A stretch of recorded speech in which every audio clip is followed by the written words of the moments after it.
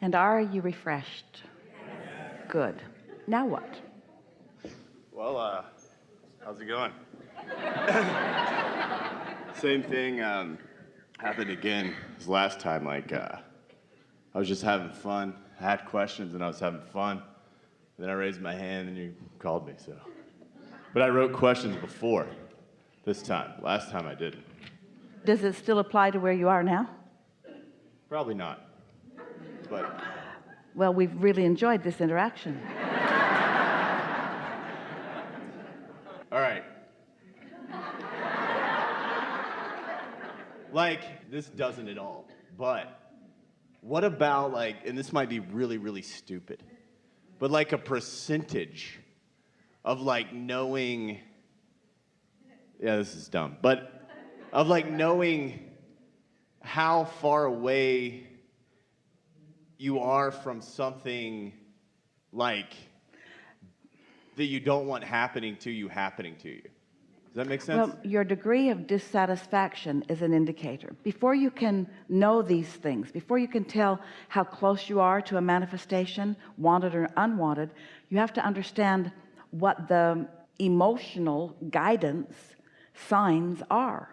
So you have to get in touch with how you feel before you will have any way of knowing. And that's why we're encouraging meditating and therefore practicing the receiving mode, and even further practicing acknowledging when you feel satisfied and when you don't, because then you can gauge what your degree of dissatisfaction is, the degree of it and how often it is, or your degree of satisfaction and how often it is. You can pretty much tell from moods. As you know other people, don't you often, as it regards other people, see things happening in their life, and aren't you able, if you know them well, aren't you able to acknowledge, well, that's about right? Or don't you hear yourself saying things like, well, that was easy to see coming? Yeah. It's like that. Well, okay, so let's say I have kind of a fear of flying, all right? So let's say I'm feeling really good and I get on a plane.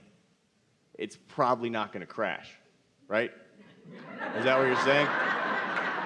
If I get on a plane, I'm like, man, this flight's awesome. There's no fear of flying anymore. There was a time when we talked about it in those terms, because that's where most of you were as you were asking, and we would say things like focus on the positive aspects of the plane and so forth. And most important, this is the guidance that we were giving for a long time, but we've amended it just slightly, and we'll tell you the difference. Our guidance is, if you feel strong negative emotion about something, don't move forward. That's just really good advice. Because if you have strong negative emotion, that means you're not in a good vibrational place. It means you're certainly not in the receiving mode of what you do want. It means you're more likely in the receiving mode of what you don't want. So if it's really strong, then don't move in the direction of it. These days, while we still are saying that, we're offering you a little more subtle guidance by asking you to train yourself to understand what your guidance is telling you. All the time. It happens really often. You'll be, for example, driving in traffic, and there is potential for many different things, wanted and unwanted, to happen around you. And if you're not fixated on it and worried about it, and you're in a good mood, being in a good mood meaning being in the receiving mode, being in the receiving mode meaning being able to receive some impulses from your inner being, you'll feel impulses to do things that will keep you in the path of least resistance. Some years ago, specifically to that topic, Jerry and Esther were in San Francisco, and they were leaving the city, and they were staying south of the city, out sort of near the airport. And Esther was driving. Jerry usually navigated. It may have been before they were familiar with the navigational systems. But as Esther got onto the freeway 101, instead of going south, she went north accidentally. And when Jerry realized it, he said, well, I guess we can just settle in here, because this is going to be a long ride across that long bridge. In other words, they were going in the wrong direction, and there was not anything they could do about it. And Esther was apologetic. She felt bad that she'd made this mistake. They were already tired. It was late at night, and this was going to cost them at least an extra hour by Jerry's approximation. And when they got back to where they were, there was like a 99 car pileup that timing-wise, they may have very well been right in the middle of. So Esther's mistake kept them from being in the middle of all of that. And so when you're tuned in, tapped in, turned on, and you're not so ready to call what looked like a mistake, but instead you're in a satisfied attitude saying things are always working out for me, and so now we'll get to see some things that we maybe weren't going to see before, and you make the best of things, maybe the worst of things. What happens is, as thoughts are becoming things, there was a vortex that was brewing, and that was already in the works even before it had happened. And everyone in the vicinity had a vibrational, approximate vicinity, had a relationship with that. You see what we're getting at? Yeah. So I just had another amazing realization. So there's a part of me that feels like I shouldn't be up here because I'm like taking people's time away. Is it because you know all the answers and you're just showing off? Or do you have a genuine desire to take thought beyond that which has been before? I do. So. Well, then how could you be wasting their time? Exactly. I'm not. So basically. Well, you see, that's one of those flawed beliefs that a lot of people have, that I'm not worthy, and so I shouldn't take any advantage for myself. I should leave all the advantage to everyone else. But that sounds like there's a limitation, that you believe in the limitation of resources. So if you're gobbling them up, then somebody else doesn't have anything to gobble up. And that certainly is a flawed premise, because everyone is getting everything that they're asking for and ready and willing to receive.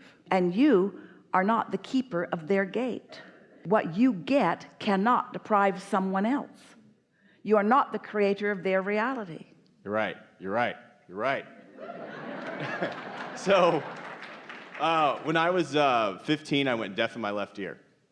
So it's kind of amazing, because I feel like I have this part of me that's like infinitely positive over here, and then this part of me that's kind of hopeless and negative over here.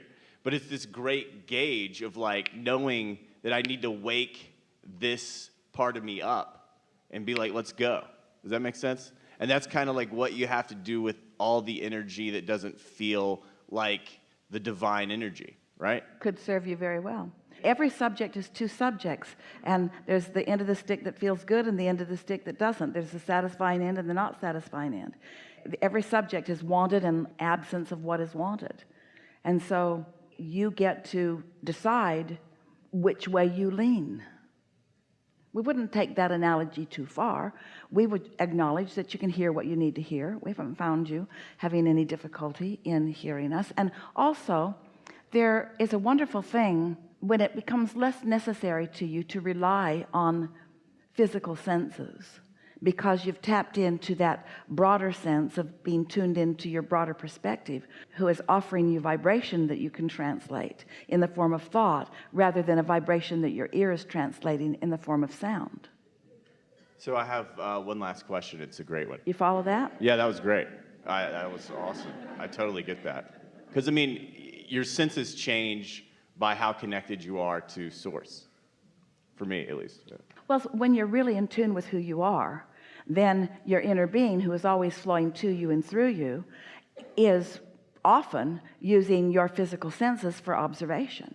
And so if you're tuned into your inner being, who is using your physical senses for observation, and you're getting the translation of what they're observing through your physical senses, through your mind, then you could certainly bypass anything that you feel is defective in your own body. That's awesome.